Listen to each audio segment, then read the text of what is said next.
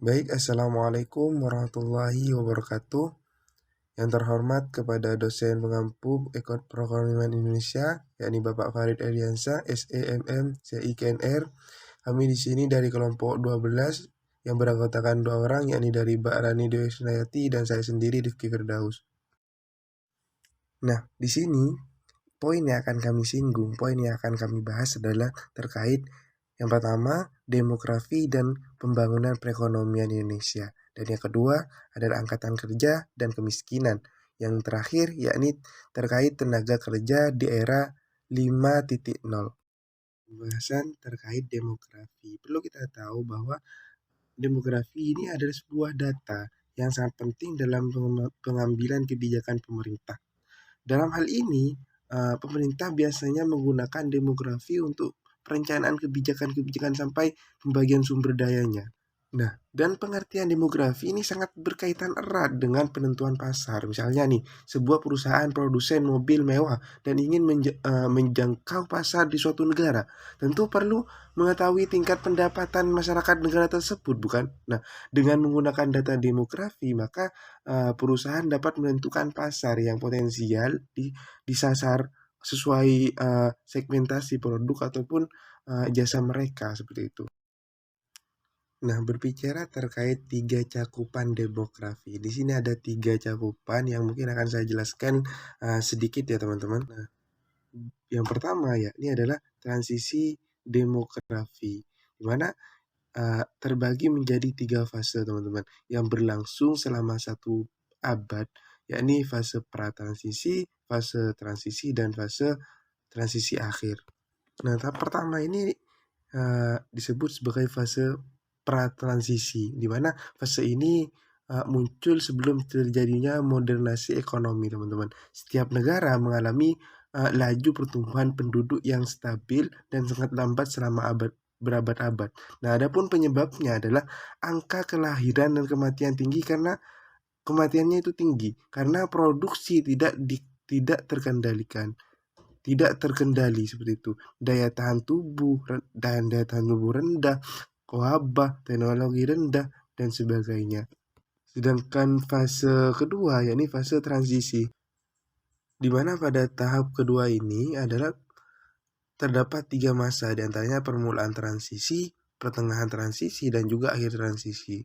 Nah, pada saat permulaan transisi, setiap negara telah mengalami modernisasi ekonomi. Kondisi ini ditandai dengan semakin baiknya metode pelayanan kesehatan, ditemukan sebagai obat-obatan ditemukan, makan lebih bergizi, dan pendapatan lebih tinggi, seperti itu. Sedangkan tahap ketiga adalah fase transisi akhir.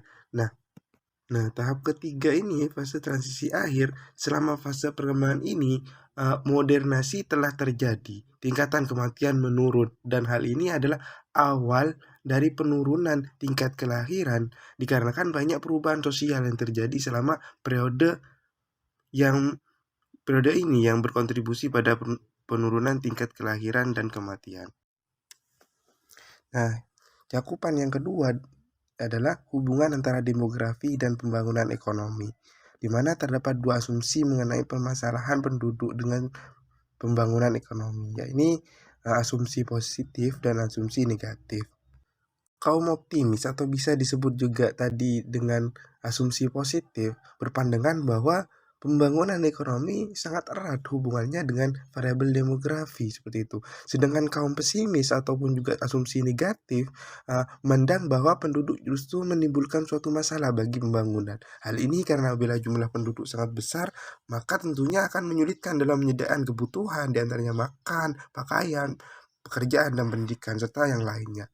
Hal ini tentu harus diantisipasi karena jika negara-negara berkembang seperti Indonesia ini tidak mampu melakukan antisipasi terhadap peningkatan populasi penduduk yang begitu cepat, maka akan berpengaruh negatif terhadap kualitas hidup dan membuat pembangunan ekonomi di negara Indonesia ini. Yakni akan membuat perlambatan pembangunan ekonomi itu sendiri.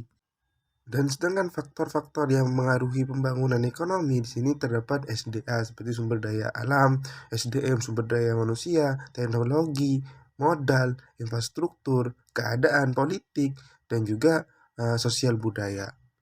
Nah, cakupan yang ketiga yakni adalah proses pembangunan ekonomi. Terdapat tiga proses teman-teman, yakni yang pertama tenaga kerja, yang kedua tempat tinggal, dan pertumbuhan jumlah penduduk. Nah, menyinggung terkait ketiga-tiganya itu, yang pertama mengenai tenaga kerja ya. Bahwa kita tahu tenaga kerja yakni sebuah penduduk adalah penduduk yang sedang dalam usia kerja. Kalau kita tahu bahwa usia kerja minimal ya dari berusia 15 sampai 64 tahun. Tapi kalau kita lihat pada perkembangan, kalau kita lihat di kehidupan ya, setiap orang yang sudah berumur 50 ke atas tuh sudah, maksudnya untuk peluang diterimanya itu mungkin sudah sudah minim ya teman-teman. Menurut data di sini mengatakan bahwa jenis kelamin laki-laki lebih banyak daripada jenis pekerja perempuan, di mana yang laki-laki ini terdapat 60,8%, sedangkan yang perempuan ini ada 39,2%. Nah, yang perlu kita ketahui teman-teman bahwa eh, angkatan kerja ini banyak yang menempati lapangan pekerjaan di sektor informal seperti pertanian dan sebagainya. Pertanian, terus kayak yang berhubungan terkait hal-hal seperti pertanian dan sebagainya. Jadi mereka lebih tertarik terhadap pekerjaan informal kayak tadi itu pertanian, pembangunan dan perdagangan seperti itu. Hal ini disebabkan oleh rendahnya tingkat pendidikan teman-teman pendidikan angkatan kerja di Indonesia. Di sisi lain terdapat angkatan kerja dalam kategori terdidik, maksudnya yang memiliki ilmu misalkan seperti itu. Mereka memilih pekerjaan dalam sektor formal seperti karyawan pabrik atau pegawai negeri. Kita tahu bahwa pegawai negeri seperti guru, dosen, dan sebagainya, teman-teman.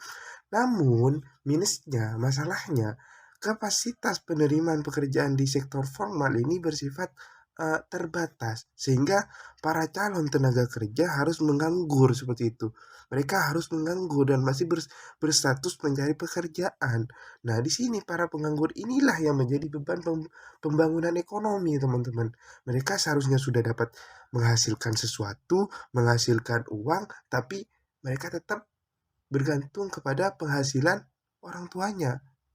Jadi teman-teman perlu ada peningkatan terkait hal itu. Jadi kalau kita lihat terkait tenaga kerja ini, bukan mereka lebih banyak ke informal, tapi mereka ya kapasitasnya itu ada di informal. Dan meskipun mereka ada di pekerjaan yang formal, mereka itu sulit untuk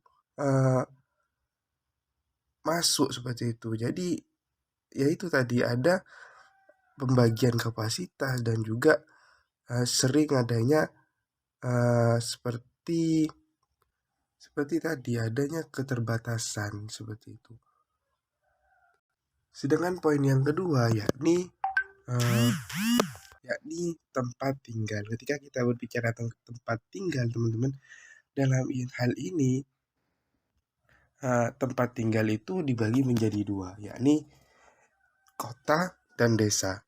Di negara maju ya teman-teman, saya sedikit ada pemahaman di situ bahwa di negara maju penduduk kota akan meningkat, sementara penduduk desa akan menurun.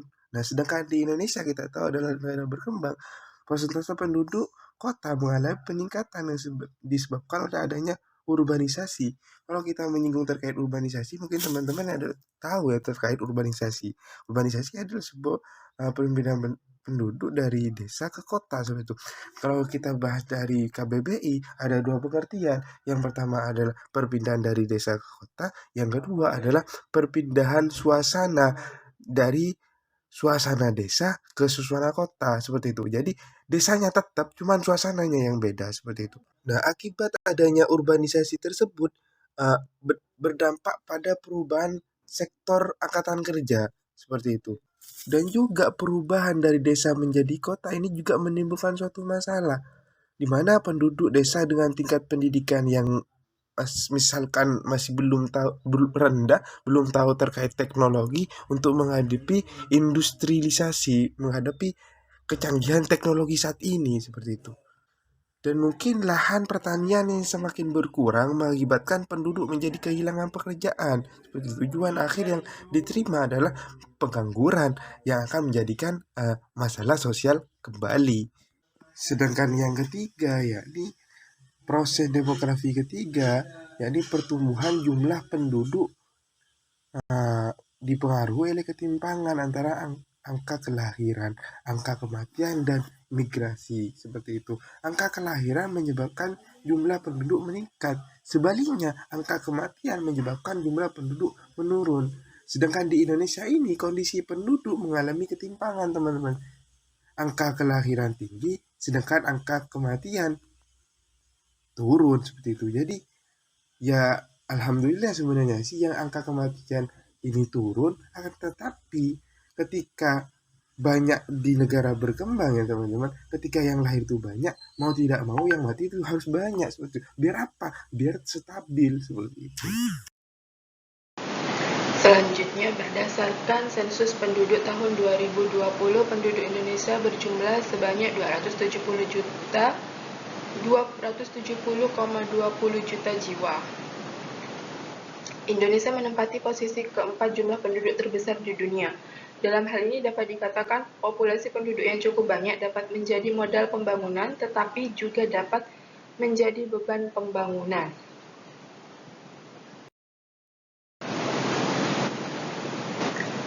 Berdasarkan persentase angkatan kerjanya, angkatan kerja laki-laki sebanyak 60,8%, sedangkan angkatan kerja perempuan sebanyak 39,20%. Dan jika dikelompokkan dalam kelompok umur antara 15 sampai 39 tahun, angkatan kerja laki-laki lebih mendominasi pada sektor ini. Sedangkan menurut tempat tinggalnya, lebih banyak angkatan kerja yang tinggal di desa dibandingkan angkatan kerja yang tinggal di kota. Dalam hal ini, angkatan kerja banyak yang menempati lapangan pekerjaan di sektor informal seperti pertanian, bangunan, atau pedagang. Hal ini disebabkan oleh rendahnya tingkat pendidikan tersebut. Di sisi lain, terdapat angkatan kerja dalam kategori terdidik. Mereka lebih memilih pekerjaan dalam sektor formal seperti karyawan pabrik atau pegawai negeri. Baik, terima kasih kepada rekan saya yang sudah menjelaskan. Di sini saya juga akan melanjutkan kembali terkait pembahasan angkatan kerja, teman-teman. Nah, perlu kita ketahui bahwa adalah angkatan kerja ini adalah bagian dari tenaga kerja yang termasuk penduduk usia kerja atau bisa kita sebut dengan usia produktif seperti itu. Jadi di sini usia produktif itu guys di antara 15 sampai 64 tahun yang sudah disinggung tadi, baik yang sudah memiliki pekerjaan, sedangkan mencari pekerjaan maupun sedang mempersiapkan usaha baru seperti itu ya teman-teman. Nah, di sini ada angkatan kerja di kategori menjadi dua. Yang pertama yakni angkatan kerja yang digolongkan bekerja, yang kedua adalah angkatan kerja yang digolongkan pengangguran dan sedang mencari pekerjaan. Nah, tadi sudah disebutkan ya ada dua ya teman-teman. Jadi untuk teman-teman ingin tahu apa sih ciri-ciri angkatan kerja yang digolongkan bekerja dengan angkatan kerja yang digolongkan pengangguran dan sedang mencari pekerjaan. Di situ ada ciri-cirinya di dalam makalah, mungkin teman-teman nanti bisa dibaca. Nah, ketika kita lihat bahwa angkatan kerja memiliki hubungan erat seperti itu dengan jumlah penduduk di suatu negara. Hal ini uh, karena ya jumlah angkatan kerja bergantung pada pertumbuhan penduduk yang yang memasuki usia produktif.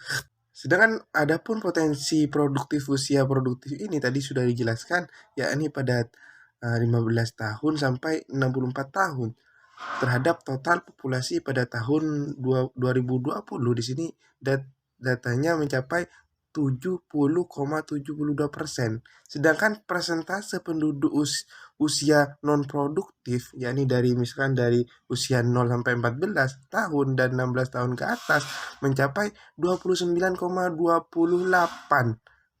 pada 2020, teman-teman. Jadi sudah kelihatan bukan terkait data tersebut. Pada pusat statistik yang kita bisa sebut dengan BPS ya, Badan Pusat Statistik melaporkan bahwa pada bulan Agustus tahun 2021 jumlah angkatan kerja di Indonesia ini sebanyak 140 ya, mohon maaf, 140,15 juta orang, naik 1,93 juta orang dibandingkan Agustus 2020, teman-teman. Ya mungkin lebih rincinya nanti teman-teman bisa melihat di makalah karena insya Allah sudah uh, disinggung semua terkait hal tersebut.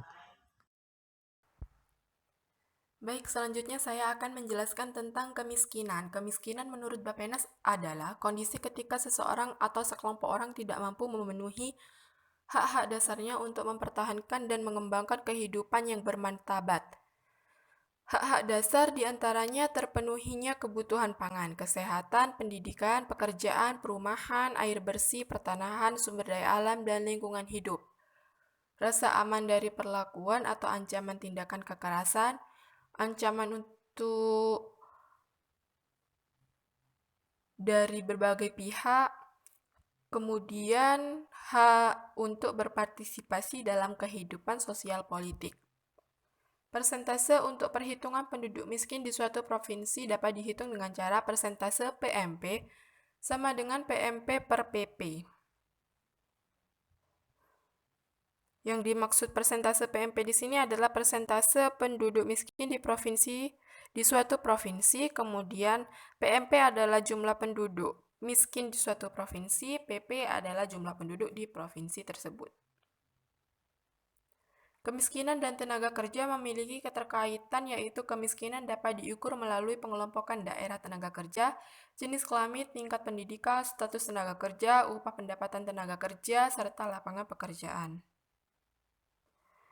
Kemiskinan adalah salah satu permasalahan serius yang seakan tak berkesudahan yang dihadapi oleh suatu negara di seluruh dunia, tidak terkecuali di Indonesia sendiri. Kemiskinan ini dapat muncul dikarenakan keterbatasan seseorang untuk memenuhi kebutuhannya. Kemiskinan dapat dilihat dari berbagai aspek, salah satunya dari aspek ketenaga kerjaan. Pada umumnya, tujuan seseorang untuk bekerja adalah untuk memperoleh penghasilan sehingga dapat dipakai dalam memenuhi kebutuhan hidup.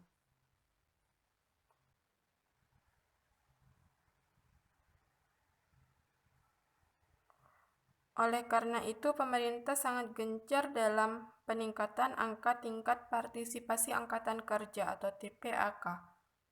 Karena ketenaga kerjaan dapat menjadi sumber masalah kemiskinan ketika suatu wilayah memiliki jumlah penduduk yang berstatus tidak bekerja itu lebih banyak. Akan tetapi, pada kenyataannya di lapangan, TPAK yang cukup tinggi tersebut justru diikuti juga oleh tingginya persentase tingkat kemiskinan.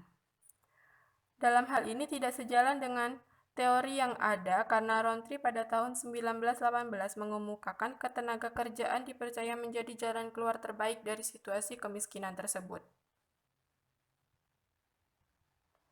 Rendahnya kualitas angkatan kerja menyebabkan terjadinya kemiskinan juga. Hal ini disebabkan karena angkatan kerja yang merupakan pekerja dalam sektor informal memiliki pendapatan yang lebih kecil dibandingkan angkatan kerja yang bekerja dalam sektor formal. Kondisi tersebut menyebabkan upah tidak meningkat sehingga penghasilan dari angkatan kerja tidak mengalami peningkatan sama sekali.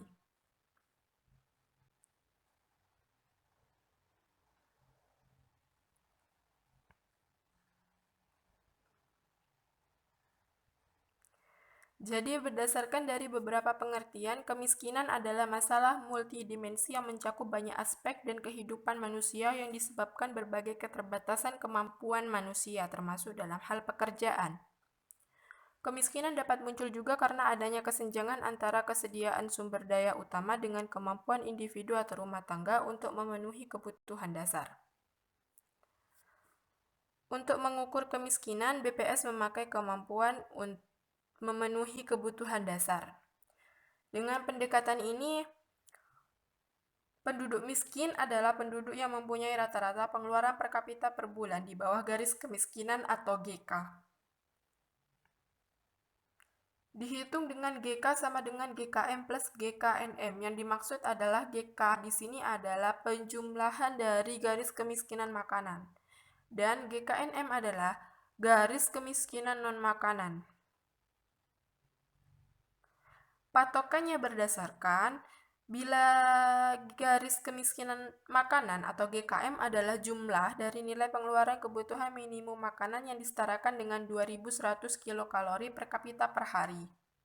Paket komoditasnya diwakili 52 jenis komoditas seperti padi-padian, umbi-umbian, ikan, daging, telur, dan susu. Bisa dikatakan ini sebagai makanan pokok sehari-hari. Sedangkan garis kemiskinan non-makanan adalah kebutuhan minimum untuk perumahan, sandang, pendidikan, dan kesehatan. Paket komoditasnya berdasarkan non-makanan diwakili 51 jenis komoditas di perkotaan dan 47 jenis komoditas di pedesaan.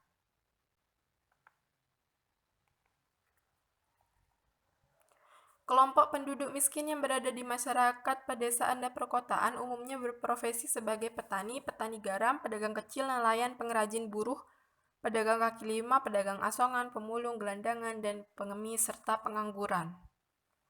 Kelompok penduduk miskin ini dapat menimbulkan masalah berkelanjutan.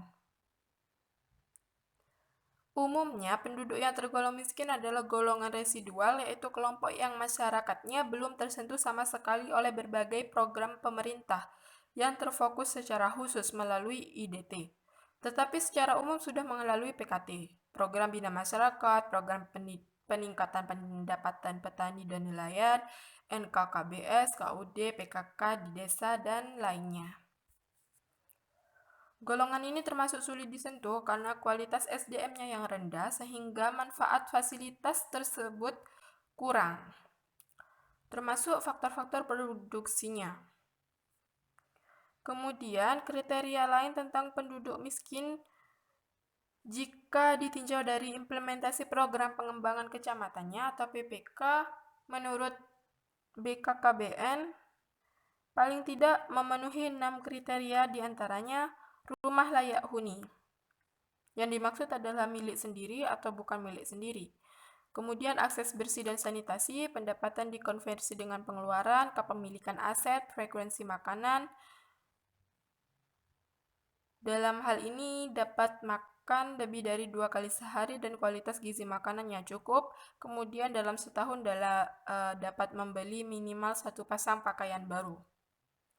Dari 6 kriteria jika mendapat 3 skor atau lebih, maka keluarga tersebut dikategorikan miskin.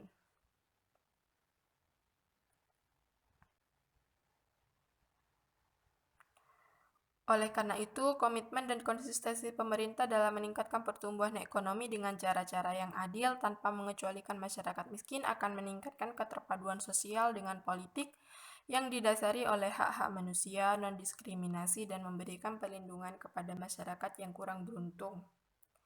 Dasar yang ideal dalam pembangunan sosial adalah hal tersebut.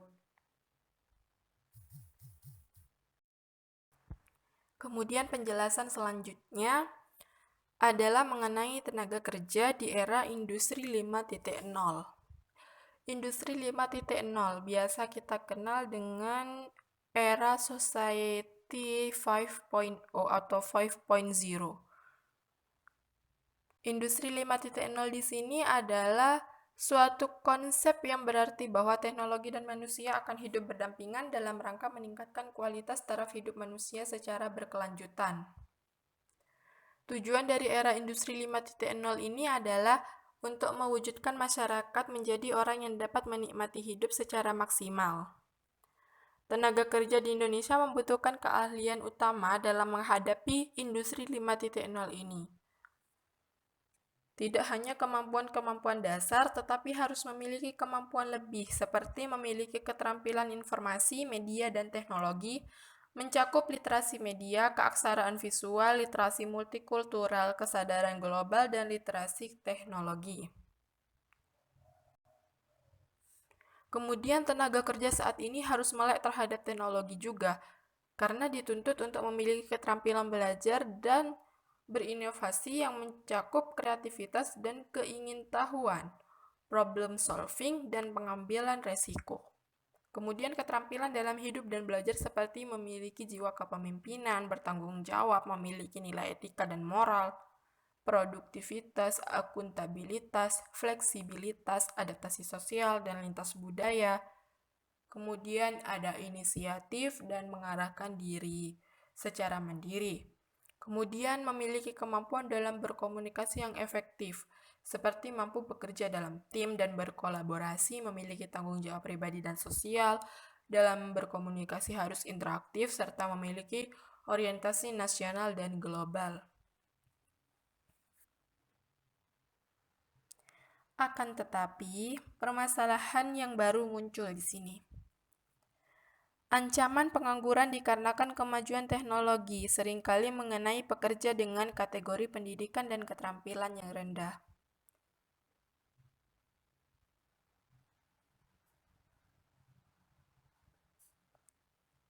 Setiap individu harus bisa cepat beradaptasi dalam melihat peluang baru dan siap menghadapi tuntutan keterampilan sosial yang kreatif dan inovatif agar dapat bersaing di era industri ini. Karena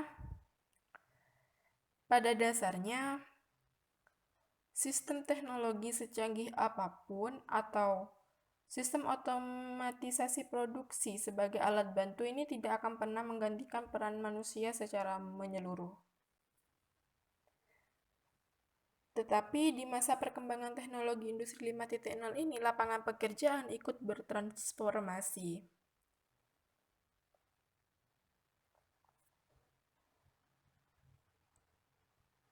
Misalnya, customer service digantikan dengan aplikasi, tukang pos digantikan dengan email, dan penjaga tol digantikan dengan e-money. Maka atas desakan kondisi ini, sehingga lapangan pekerjaan di Indonesia ini pun juga ikut berubah. Jenis pekerjaan yang berkaitan dengan pemanfaatan sumber daya alam pun mengalami perkembangan mengikuti kecanggihan teknologinya. Akan tetapi juga muncul peluang baru sehingga akan ada jenis pekerjaan yang hilang, namun ada pekerjaan baru dan profesi baru yang mulai bermunculan. Profesi baru yang muncul seperti pada era 5.0 di Indonesia ini seperti posisi ahli untuk pemasaran digital, digital marketing, sosial media spesialis, content creator, youtuber, drone operator, dan lain sebagainya. Masih banyak lagi yang berkaitan dengan teknologi dan pengoperasiannya. Perusahaan di Indonesia yang telah mampu berkembang pada era industri 5.0 ini adalah perusahaan berbasis teknologi aplikasi transportasi online. Kemudian ada juga aplikasi penggalangan dana.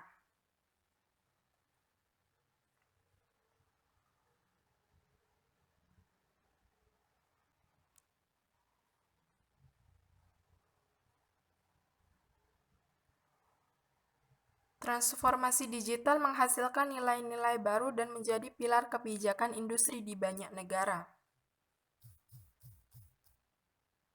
Gambaran tentang masa depan era digital, industri perusahaan dan kemajuan ekonomi dan pergerakan suatu bangsa mulai terlihat. Maka tenaga kerja di sini sangat perlu dan sangat penting untuk mengupgrade keterampilannya, tidak hanya pada keterampilan dasar, tetapi harus memiliki setidaknya keterampilan lebih mengenai teknologi tersebut. Mungkin itu yang dapat saya sampaikan. Terima kasih. Baik, alhamdulillah karena presentasi sudah selesai, mungkin itu yang dapat kami sampaikan. Kurang lebihnya kami mohon maaf. Wassalamualaikum warahmatullahi wabarakatuh.